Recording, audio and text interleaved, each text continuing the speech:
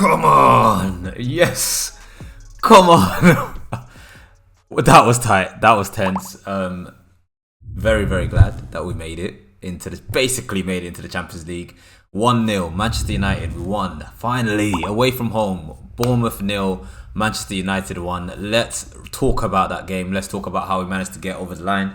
You know, the first thing obviously I'm going to say is well done, because it was tense. It was tight. It was a hard one to watch, to be honest, especially in the last 15 minutes, because I just had a feeling that, you know, we're away, we're going to concede here, aren't we? We're just going to concede. It's just going to be typical Manchester United away from home in our highlighter green kit that we're wearing, useless.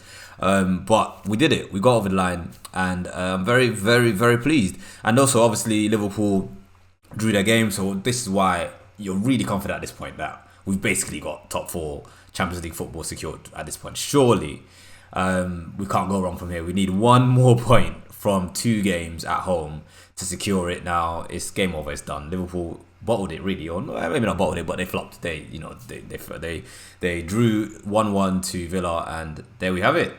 But in terms of this game, how we played. Now, obviously, going back to the start. Now we basically started the same team that we played against Wolves. So, you know, it was no Rashford. Rashford wasn't available. I think he was ill. It wasn't actually the injury that we expected. He was just ill.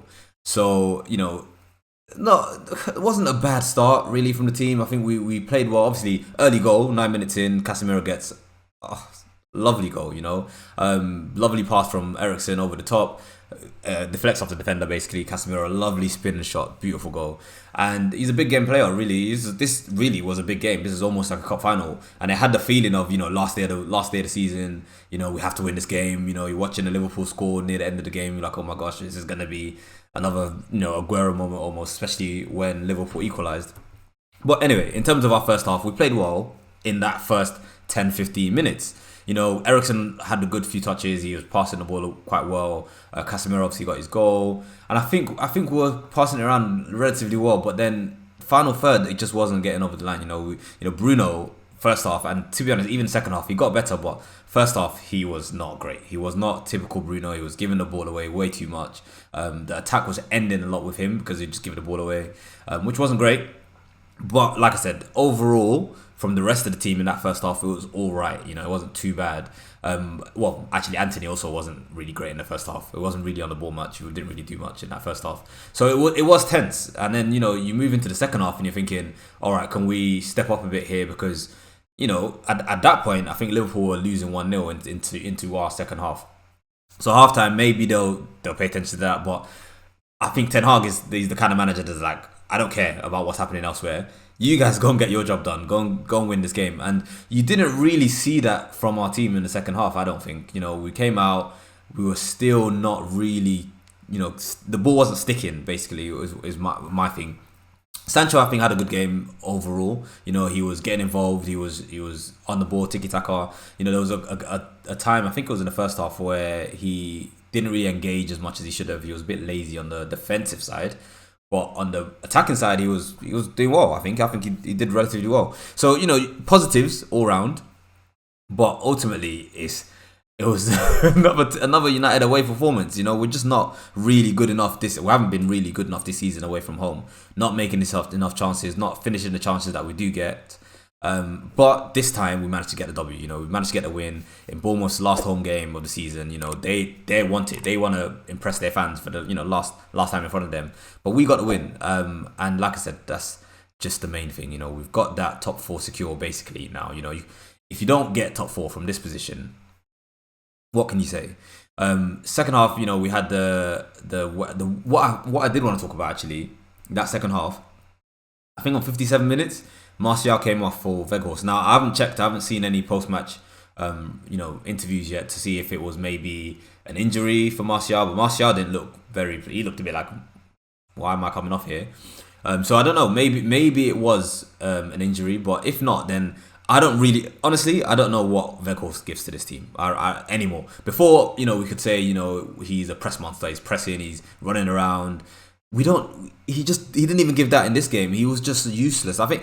Honestly, I think I can say without a shadow of a doubt, categorically, this guy is the worst striker that we've ever signed. Like, if there's any worse strikers that you've seen that United have signed, let me know in the comments, because honestly, I think he's just dreadful, and I'll be more than happy for him to go back to Burnley or wherever he's gonna go. And thank you very much for the services. Thank you for the lovely images after the Carling Cup when we won the cup.